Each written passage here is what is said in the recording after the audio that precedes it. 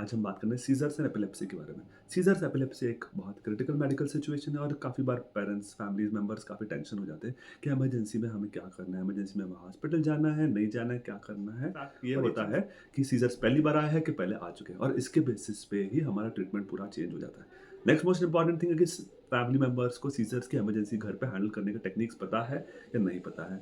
और तीसरा उनके आस-पास घर पे हॉस्पिटल कितना दूर है। ये 3 वेरिएबल्स रहता है जो हमारे सीज़र का ट्रीटमेंट डिसाइड करते हैं। सो कब हॉस्पिटल ले जाना है? याद रखिए कभी भी सीज़र्स बंद नहीं हो रहे तो हॉस्पिटल ले जाना है। That is simple basic dictum मतलब काफ़ी बार सीज़र्स ऐसे रहते हैं कि अपने आप आधा 1 मिनट हुआ, बाद में अपने आप बंद हो गए।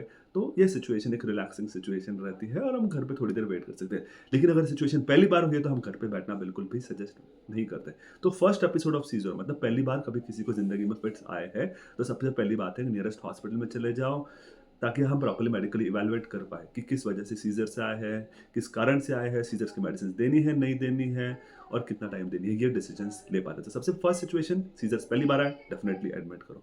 सेकंड सिचुएशन ये है कि सीज़र्स लंबे आ रहे हैं, लंबा चल रहा है मतलब प्रोलॉन्ग्ड सीज़र्स या जिसको बोलते हैं स्टेटस एपिलेप्टिकस ऐसी सिचुएशन रही मतलब सीज़र्स अगर 5 मिनट से लंबे चल रहे हैं, अपने आप बंद नहीं हो रहे तो नियरेस्ट हॉस्पिटल में चले जाओ। अब इसमें ये मत सोचो कि मेरा जो डॉक्टर है वो 50 किलोमीटर दूर है तो वहाँ पे ले जाऊँगी, बड़ा शहर दिल्ली, बॉम्बे ले जाऊँगी, ऐसे कारनामे बिल्कुल मत करना क्योंकि सीज़र का सबसे फर्स्ट ट्रीटमेंट रहता है, जो भी नियरेस्ट हॉस्पिटल है, वहाँ पे चले जाओ। उनके पास जो भी मेडिसिन्स, इंजेक्शंस है, जो भी जैसे भी वो ट्रीट करते हो, उनको करने दो क्योंकि लिए इमरजेंसी ट्रीटमेंट, फर्स्ट एड मिलना पहले आधे घंटे में बहुत ही ज़्यादा एसेंशियल है क्योंकि अगर सीज़र्स लंबे चले, हमारा ब्रेन डैमेज का रिस्क बढ़ जाता है और दोबारा सीज़र का रिस्क बढ़ जाता है। थर्ड मोस्ट सिचुएशन है कि recent change in seizure frequency. Recent change in seizure frequency मतलब क्या है?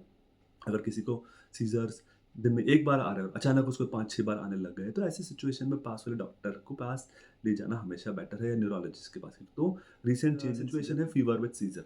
अगर पहली बार किसी को फीवर के साथ सीज़र आए हैं, तो हमें एडमिट कर लेना ज़रूरी है क्योंकि हमें मेनिंजाइटिस मतलब ब्रेन इन्फेक्शन को रूल आउट करना पड़ता है। सिचुएशन होती नेक्स्ट है इंजरीज़ कि अगर सीज़र के साथ कोई चोट लग गई, सिर पे चोट लग गई, हाथ-पैर से खून आ रहा है, हड्डी में दर्द हो रहा है, तो फ्रैक्चर्स ये सब चीज़ों का रिस्क रहता है, तो हम जल्दी होश में नहीं आ रहा है। आमतौर पे सीज़र्स के बाद पेशेंट 15-20 मिनट, आधा 1 घंटे में होश में आ जाता है। लेकिन अगर 1 घंटे से ज़्यादा तक पेशेंट होश में नहीं आ रहा है, तो डेफ़िनिटली एडमिट करा लीजिए क्योंकि हमें ऑब्ज़र्वेशन में रखना पड़ेगा ताकि एस्पिरेशन, निमोनिया और कोई कॉम्प्लिकेशंस ना हो जाए। लिवर की प्रॉब्लम्स है, किडनी की प्रॉब्लम्स है, ऐसे पेशेंट को अगर सीज़र्स आए, तो हमें डेफ़िनिटली एडमिट कर लेना चाहिए क्योंकि इसमें अंडरलाइंग कॉम्प्लिकेशंस बिगड़ने के चांसेस रहते हैं और हमें उनको मैनेज करना बहुत ज़्यादा ज़रूरी है। कोई भी पेशेंट जिन्होंने ज़्यादा अल्कोहल ले लिया, अल्कोहल छोड़ दिया, ड्रग्स के नशे में है, ऐसे सिचुएशन में एडमिट कर लेना। कोई पैरालिसिस के लक्षण आ रहे हैं मतलब फेस पैरालाइज़ हो रहा है, मुँह टेढ़ा हो रहा है, आँखें बंद नहीं हो रही, डबल-डबल दिख रहा है, कोई हाथ-पैर वीक है या पैरालिसिस के सिम्पटम्स आ रहे हैं। अगर छोटे-छोटे सीज़र्स आ रहे हैं, 10-15 सेकंड के आ रहे हैं,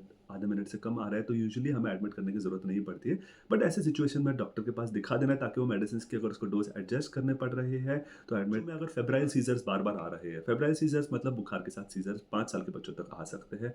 ऐसी सिचुएशन में एडमिट करने की यूजुअली ज़रूरत नहीं पड़ती है अगर सीज़र्स छोटे हैं और बच्चे का होश तुरंत आ गया है और पेरेंट्स को फर्स्ट एड मेजर्स पता है। ये तीनों चीज़ें बहुत ज़रूरी है। सीज़र छोटे होना, बच्चा होश में आना और पेरेंट्स को फर्स्ट एड मेजर्स पता रहना क्योंकि फर्स्ट एड मेजर्स पता रहेगा तो उनको पता है घर पे सीज़र कैसे हैंडल करना है। ऐसी सिचुएशन में डॉक्टर के पास जाना इसलिए ज़रूरी है कि उसको बुखार का ट्रीटमेंट स्टार्ट कर पाए। एडमिट करना ज़रूरी नहीं होता है। तो इसमें मोस्ट इम्पोर्टेंट चीज़ है, आपको मैंने ऑलरेडी बता दिया। आई होप आपको काफ़ी सारी चीज़ें क्लियर हो गई हो। फिर भी आपको कोई डाउट्स है तो आप हमारे से ऑनलाइन कंसल्ट कर सकते हैं। याद रख लिया इमरजेंसी के टाइम पे ऑनलाइन कंसल्ट फ़ायदा नहीं होता है। इमरजेंसी के टाइम में पास वाले हॉस्पिटल ले जाना है क्योंकि मैं फ़ोन पे इंजेक्शंस नहीं लगा सकता हूँ। ना ही आपको कोई इंजेक्शन सजेस्ट करता हूँ। इंजेक्शंस हमेशा हॉस्पिटल्स लगाते हैं और ऑनलाइन ट्रीटमेंट में इंजेक्शंस कभी भी मैं सजेस्ट नहीं करता हूँ। Thank you all.